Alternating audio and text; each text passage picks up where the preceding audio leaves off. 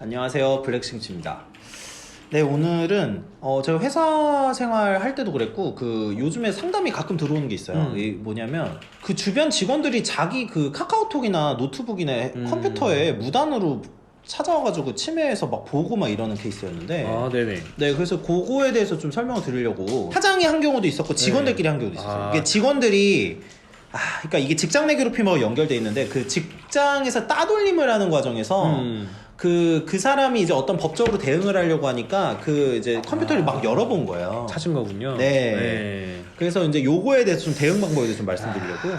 네, 맞습니다. 네. 보통 사실 그 정도 됐으면 이제 회사 거의 계속 다니긴 힘들거든요. 그쵸. 그래서 이제 법적인 대응을 말씀을 드릴 수밖에 없는데, 이제 요때 어떤 게 있냐면 비밀 침해죄라는 게 있어요. 그 정보통신망법에서도 타인의 정보를 뭐 이렇게 찾아보고 뭐 하는 법령에서 문제되는 처벌 규정이 있어요. 그래서 어떤 사람 컴퓨터에 뭐 비밀번호가 걸려 있어요. 네. 무단으로 막 입력을 해가지고 찾아가지고 풀었어요.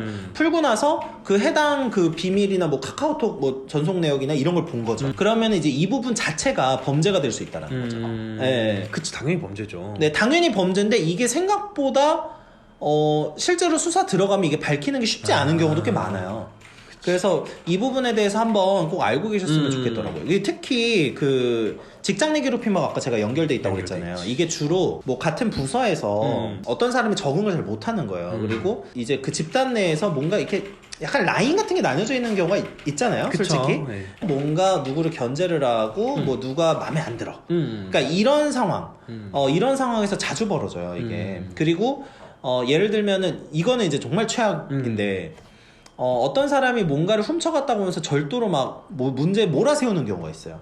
그 회사에서 이게 나가게 만들려고.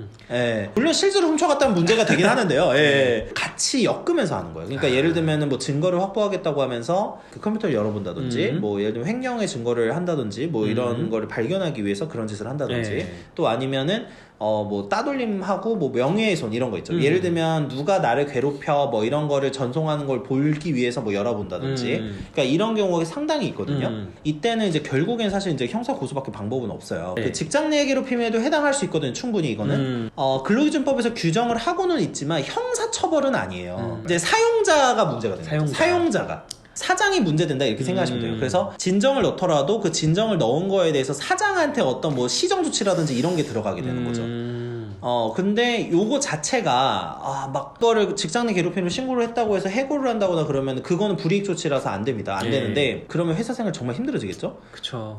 그래서 쉽지 않고 보통은 약간 요걸 악용하는 분들이 있어요. 이제 악용은 어떻게 하냐면 뭐 내가 예를 들면 제가 계약직이에요. 그러면 계약직인데 정규직 전환을 위해서 이거를 좀 활용한다든지. 그러니까 이러는 경우는 있는데 그거는 조금 저희가 권해드리기 좀 그렇고요. 어쨌든 그래서 이제 실제로 괴롭힘을 당했을 때 그 직장 내 괴롭힘으로 결국에는 뭐 어떤 구제 신청이나 이런 걸 하게 되겠죠. 내부 일단 사장한테 먼저 얘기를 하게 되겠죠. 직장 내 괴롭힘에서 따돌림이라든지 이런 게 입증이 가능하다면 당연히 그 사람한테 어떤 손해배상 청구나 이런 것도 가능해요. 가능한데 이게 입증이 생각보다 쉽지 않다는 거죠. 어떤 핸드폰으로 화장실을 놔둔 거예요. 그러면 이제 보통 아시겠지만 화장실 어떤 맞아요. 그래서 이제 화장실에 뒷담화를 녹음을 한 거예요. 근데 내가 거기에 없으면 사실 이건 통신비밀보호법이 문제가 돼요. 타인의 어떤 그 대화 내용을 녹음한 거가 돼요. 내가 포함되어 있으면 괜찮은데 그게 아니기 때문에 그러면은 이제 그걸 가지고 증거로 삼아가지고 하게 되는데, 제가 심한 케이스를 봤어요. 이제 화장실에서 녹음을 했는데 그 화장실에 녹음한 그 녹음기, 그러니까 사실 휴대폰이었는데 휴대폰을 그 뒷담화 한 애들이 찾아가지고 절도를 한 거예요. 절도해서 부셔버렸어요. 손괴를 해버렸어요. 그러니까 이 케이스로 해서 손괴로 또 고소를 하고, 그러니까 이런 아주 힘든 과정들이 벌어져요. 준비를 하실 거라고 하면은 보통은 그 회사 내부에 CCTV나 이런 게 있기 때문에 그 CCTV를 확보하시는 게 가장 빨리 해결할 수 있는 방법이에요. 그리고 예를 들면 컴퓨터를 무단으로 열어본다거나, 그건 아까도 말씀드렸죠. 비밀 침해죄에 해당한다. 내 직원이 횡령을 하는 것 같아. 그래서 사장이 횡령 증거를 확보하기 위해서 열어봤다라고 해서 이제 무죄가 된 케이스도 있어요. 대법원 판례 중에.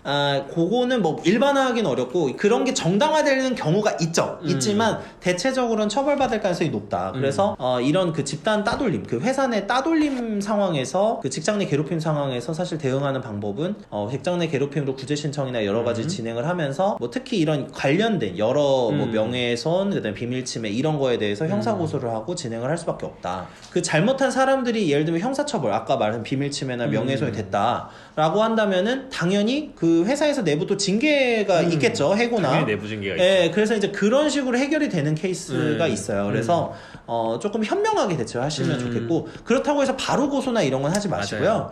만약에 좀 얘기를 해보시고, 일단 사장하고 얘기를 해봐야 돼요. 그 사람과의 역학관계나 조직의 인과관계 이런 걸 좀 생각하시면서 대응을 하셨으면 좋겠고, 이 정도 기억하시면 될 것 같아요. 이 여론이 형성이 되면 사실 실제로 고소까지 안 가요.